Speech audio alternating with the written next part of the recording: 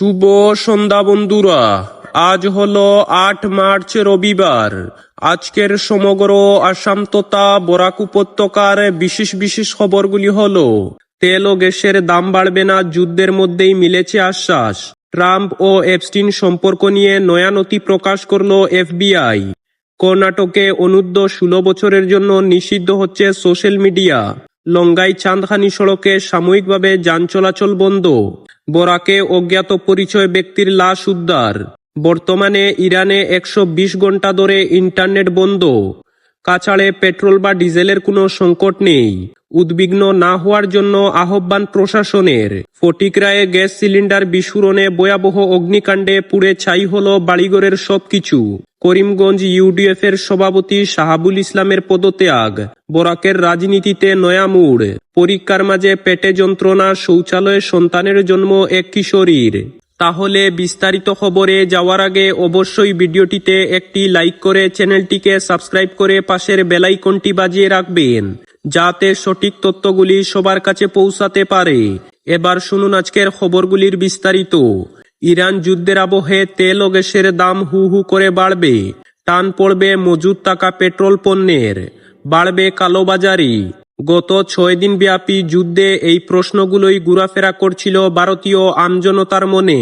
সূত্রের খবর, ভারতবাসীকে আশ্বস্ত করতে চলেছে মোদী সরকার। কোনো পরিস্থিতিতেই দেশের অন্দরের তেল এবং গ্যাসের দাম যেন না বাড়ে, কেন্দ্র সেটা নিশ্চিত করতে চলেছে বলে সূত্রের খবর। কেন্দ্রের তরফ থেকে পেট্রোল পণ্যের দাম বাড়া নিয়ে সরকারিভাবে কোনো ঘোষণা করা হয়নি, তবে কূটনৈতিক মহলের অন্দরে কান পাতলে শোনা যাচ্ছে দেশীয় বাজারে পেট্রোল পণ্যের দাম যেন না বাড়ে সেটা নিশ্চিত করতে বিশেষ উদ্যোগ নিচ্ছে কেন্দ্র। নানা পক্ষের সঙ্গে নয়াদিল্লি লাগাতার আলোচনা চালাচ্ছে যেন ভারতে তেল এবং অন্যান্য শক্তি সম্পদের যোগান অব্যাহত থাকে। সেই চেষ্টা সফল হয়েছে বলে কেন্দ্রের দাবি। আপাতত ভারতে তেলের আমদানি সংক্রান্ত বিষয়ে উদ্বিগ্ন হওয়ার কোনো কারণ নেই বলে মনে করেছে কেন্দ্র। গত 7 দিন ধরে চলা যুদ্ধে তেলের দাম হু হু করে বেড়েছে। 15% দাম বেড়েছেই বলে জানা গিয়েছে। এহেন পরিস্থিতিতে ভারতের তেলের দাম বাড়ার আশঙ্কা ছিল, কারণ হরমুজ প্রণালী কার্যত অবরুদ্ধ। ভারতকে নিজের চাহিদার 85%-এর বেশি তেল বাইরে থেকে কিনতে হয়। এই আমদানির প্রায় 50%ই হরমুজ প্রণালী দিয়ে আসে। যদি এই আমদানি বন্ধ হয়ে যায় এবং ভারতের মজুদ শক্তি সম্পদের ভান্ডার ফুরিয়ে যায়, তাহলে কি হবে? এ নিয়ে কপালের চিন্তার বাদ ছিল আমজনতার। কিন্তু কেন্দ্রের মতে এখন চিন্তার কোনো কারণ নেই। কর্ণাটকে অনূর্ধ্ব 16 বছরের জন্য নিষিদ্ধ হচ্ছে সোশ্যাল মিডিয়া। শুক্রবার বিধানসভায় রাজ্যের বাজেট পেশ করতে গিয়ে একথা জানিয়েছেন মুখ্যমন্ত্রী সিদ্ধারামাইয়া। মুখ্যমন্ত্রী বলেন, শিশুদের অতিরিক্ত মোবাইল ফোন ব্যবহারের প্রবণতা কমাতেই এই উদ্যোগ। এই নিয়ম কার্যকর হলে কর্ণাটকই হবে দেশের প্রথম রাজ্য যেখানে শিশুদের সমাজ মাধ্যম ব্যবহারে নিষেধাজ্ঞা আরোপ হতে চলেছে। উল্লেখ্য, অস্ট্রেলিয়া, ফ্রান্সের মতো কিছু দেশে আগেই সমাজ মাধ্যম ব্যবহারের বয়সের নিষেধাজ্ঞা চালু করেছে। মোবাইল ফোনের অতিরিক্ত মাত্রা অশক্তি শিশু কিশোরদের উপর বিরূপ প্রভাব ফেলছে বলে বারে বারেই জানিয়েছেন চিকিৎসক ও মনোবিদরা। বিশেষজ্ঞরা জানিয়েছেন, ঘন্টার পর ঘন্টা মোবাইল স্ক্রিনের দিকে তাকিয়ে থাকার ফলে শিশুদের মধ্যে পড়াশোনার মনোযোগ কমে যাচ্ছে, তাদের আচরণ বদলে যাচ্ছে, এমনকি বিভিন্ন মানসিক সমস্যাও দেখা দিচ্ছে। কর্ণাটকের মুখ্যমন্ত্রী সিদ্ধারামাইয়া বিশেষজ্ঞদের এই মতামতকে বিশেষ গুরুত্ব দিয়েছেন। মুখ্যমন্ত্রী বিধানসভায় বলেন, মোবাইলের অনিয়ন্ত্রিত ব্যবহার অত্যন্ত গুরুতর একটি সামাজিক সমস্যা। মোবাইল ফোনের অনিয়ন্ত্রিত ব্যবহারই শিশু ও কিশোরদের মধ্যে সমাজ মাধ্যমের প্রতি আসক্তি তৈরি করেছে। সমাজ মাধ্যমে যে শুধু ভালো জিনিস আসে তা নয়, অনেক ক্ষতিকর জিনিসও সামনে আসে। সেই সমস্ত ক্ষতিকর জিনিসের প্রভাবে শৈশব কৈশোর বদলে যাচ্ছে। তাই শিশুদের উপর অতিরিক্ত মোবাইল ব্যবহারের বিরূপ প্রভাব ঠেকাতে 16 বছরের কম বয়সীদের জন্য সমাজ মাধ্যম ব্যবহার নিষিদ্ধ করা হবে। এই সিদ্ধান্ত নেওয়ার আগে তিনি বিশেষজ্ঞদের সঙ্গে বিস্তারিত আলোচনা করেছেন বলেও মুখ্যমন্ত্রী জানান। সূত্রের খবর, শিক্ষা প্রতিষ্ঠানগুলিতে এই ধরনের নিষেধাজ্ঞা কিভাবে কার্যকর করা যায় তা জানার জন্য বিশেষজ্ঞ ও বিভিন্ন বিশ্ববিদ্যালয়ের উচ্চপদস্থদের থেকে মতামত চেয়েছে সিদ্ধারামাইয়া সরকার। বর্তমানে ভারতের কোনো রাজ্যেই সমাজ মাধ্যম ব্যবহারের ক্ষেত্রে বয়সের কোনো বাধা নেই।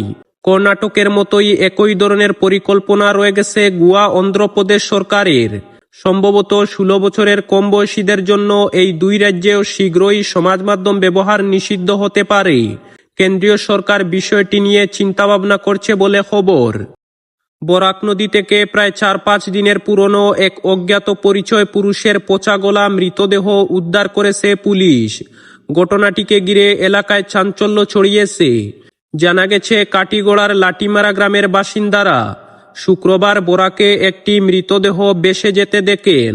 পরে বিষয়টি কাটিগড়ার পুলিশের থানায় জানানো হয়। খবর পেয়ে থানার ওসি নীলকমল বড়ুয়া ঘটনাস্থলে পৌঁছে স্থানীয়দের সহায়তায় মৃতদেহটি উদ্ধার করেন। পুলিশ সূত্রে জানা গেছে উদ্ধার হওয়া মৃতদেহটি প্রায় 4-5 দিনের পুরনো, পচাগলা অবস্থায় ছিল। মৃতদেহটি উদ্ধার করে কাটিগড়া থানায় নিয়ে আসা হয়। পরে ময়নাতদন্তের জন্য মৃতদেহটি শিলচর মেডিকেল কলেজ হাসপাতালে পাঠানো হয়। ময়নাতদন্তের পর মৃতদেহটি মর্গে সংরক্ষণ করা হবে বলে পুলিশ সূত্রে জানা গেছে। পাশাপাশি মৃত ব্যক্তির পরিচয় শনাক্ত করার চেষ্টাও চালাচ্ছে পুলিশ। মার্কিন যুক্তরাষ্ট্র এবং ইসরায়েলের সঙ্গে চলতি রক্তক্ষয়ী সংঘাতের মধ্যে ইরানে ইন্টারনেট ব্লকআউট 120 ঘন্টা ছাড়িয়েছে। এর মধ্যে বৈশ্বিক ইন্টারনেট ব্যবহারের চেষ্টা করলে হুমকি দেওয়ার অভিযোগও পাওয়া যাচ্ছে। বৃহস্পতিবার সামাজিক যোগাযোগ মাধ্যমে এক্সে এ তথ্য জানিয়েছে সাইবার নিরাপত্তা পর্যবেক্ষণ সংস্থা। সংস্থাটি বলেছে, ইরানে প্রায় সম্পূর্ণ ইন্টারনেট বন্ধ থাকা এখন পর্যন্ত প্রায় 120 ঘন্টা ছাড়িয়েছে, যা ইন্টারনেট ব্যবহার স্বাভাবিক সময়ের তুলনায় প্রায় 1% নেমে এসেছে। পর্যবেক্ষণ সংস্থা সতর্ক করে জানিয়েছে যে বৈশ্বিক ইন্টারনেট ব্যবহার চেষ্টা করলে আইনি ব্যবস্থা নেওয়ার হুমকি দেওয়া হচ্ছে। এ কারণে পরিস্থিতি ক্রমেই খারাপের দিকে যাচ্ছে বলে তারা সতর্ক করেছে। ফটিকরায় থানাধীন লালডহর এলাকায় ভয়াবহ অগ্নিকাণ্ডে পুড়ে ছাই হয়ে যায় একটি বাড়ির প্রায় সমস্ত কিছু। প্রাথমিকভাবে জানা গেছে গ্যাস সিলিন্ডার থেকে আগুনের সূত্রপাত হয় এবং পরে সিলিন্ডার বিস্ফোরণের ফলে পরিস্থিতি আরো ভয়াবহ হয়ে ওঠে। স্থানীয় সূত্রে জানা যায়, এলাকার বাসিন্দা পূর্ণ দেবনাথ উর্ফে টোটনের বাড়িতে অগ্নিকাণ্ডের ঘটনা ঘটে। ঘটনার সময় পরিবারের সদস্যরা বাড়িতে রাতের খাবার তৈরি করছিলেন। হঠাৎ আগুন ধরে যায় এবং বিকট শব্দ হয়। তারা ঘর থেকে দ্রুত বেরিয়ে আসেন। খবর ছড়িয়ে পড়তেই আশেপাশের মানুষ ঘটনাস্থলে ভিড় জমান।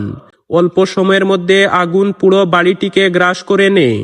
ঘরে থাকা একটি গ্যাস সিলিন্ডার বিস্ফোরিত হওয়ায় পরিস্থিতি আরো ভয়াবহ হয়ে ওঠে। আগুনে পুড়ে যায় ঘরের আসবাবপত্র সহ বিভিন্ন মূল্যবান সামগ্রী। খবর পেয়ে দমকল বাহিনীর একটি ইঞ্জিন দ্রুত ঘটনাস্থলে পৌঁছে দীর্ঘ প্রচেষ্টার পর আগুন নিয়ন্ত্রণে আনে। যদিও ততক্ষণে বাড়ির অধিকাংশ জিনিসপত্র পুড়ে ছাই হয়ে যায়। এলাকার বাসিন্দা বিকাশ দেবনাথ জানান, স্ত্রী ও সন্তানকে নিয়ে ওই বাড়িতে বসবাস করতেন পূর্ণ দেবনাথ। দমকল কর্মীরা দ্রুত ঘটনাস্থলে পৌঁছে আগুন নিয়ন্ত্রণে আনলেও ঘরের প্রায় কিছুই রক্ষা করা সম্ভব হয়নি। এদিকে গৃহিণী লাবণী দেবনাথ জানান, সকাল থেকেই তিনি গ্যাসের গন্ধ পাচ্ছিলেন। তবে বিষয়টিকে গুরুত্ব না দেওয়ায় সন্ধ্যায় রান্নার জন্য চুলোয় দেশলাই জ্বালাতেই হঠাৎ ঘরে আগুন ধরে যায়। তখন তড়িঘড়ি তারা ঘর থেকে বেরিয়ে আসেন। ঘর থেকে বেরিয়ে আসার সঙ্গে সঙ্গেই পুরো ঘরে আগুন ধরে যায়। দমকল বাহিনীর ইঞ্জিন পৌঁছানোর আগেই সম্পূর্ণ ঘরটি পুড়ে ছারখার হয়ে যায়। মাত্র 5 বছরের ব্যবধানে বরাকে প্রায় নিঃশেষ হয়ে গেল ইউডিএফ। 2021 সালে দলটি 15টি আসনের মধ্যে 5টি আসন পেয়েছিল। বৃহস্পতিবার সুনাই ও বদরপুরের 2 বিধায়ক যথাক্রমে করিমউদ্দিন বড়ভূইয়া এবং আব্দুল আজিজকে দল থেকে সাসপেন্ড করা হয়েছে। আগেই দলের আরও 2 বিধায়ক নিজামুদ্দিন চৌধুরী এবং জাকির হোসেন লস্করকে সাসপেন্ড করা হয়েছিল। এই দুজন দলের সঙ্গে সম্পর্কযুক্ত নন।